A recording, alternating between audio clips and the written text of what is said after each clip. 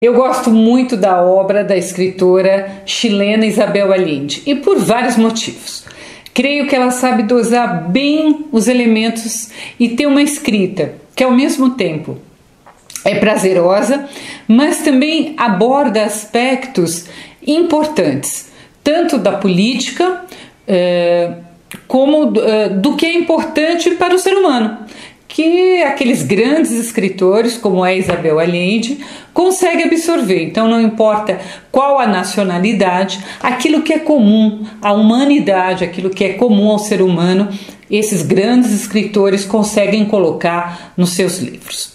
A política, na obra da Isabel Allende, ela aparece como pano de fundo, mas não é o mais importante das suas histórias. E creio que por que essa política aparece? Porque a Isabel foi muito marcada pela política do Chile. Ela é chilena, eu preciso contar uma curiosidade aqui, mas ela nasceu no Peru. Como seu pai era um diplomata e estava a serviço do governo chileno, a sua nacionalidade, então, é chilena. É como acontece com os filhos de qualquer diplomata que esteja servindo o seu país em outro território. O pai da Isabel Allende, ele era primo de Salvador Allende, ex-presidente do Chile, e que foi deposto por um golpe militar em 1973. Obviamente, a família de Isabel, né, que era de diplomatas, dentro daquele governo, né, do Salvador Allende, teve de se exilar.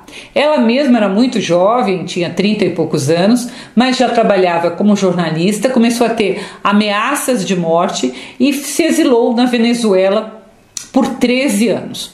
Então, dessa forma, a experiência da política e do exílio vão marcar sua vida e a sua literatura também.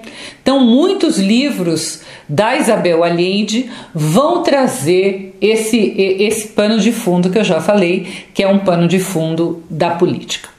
A Isabel tem um ritual que eu acho bastante interessante. Ela começa a escrever um novo livro todo dia 8 de janeiro, exatamente como ela fez da primeira vez em 1981, quando ela começou a escrever seu primeiro romance e até hoje o seu romance mais famoso, que é A Casa dos Espíritos.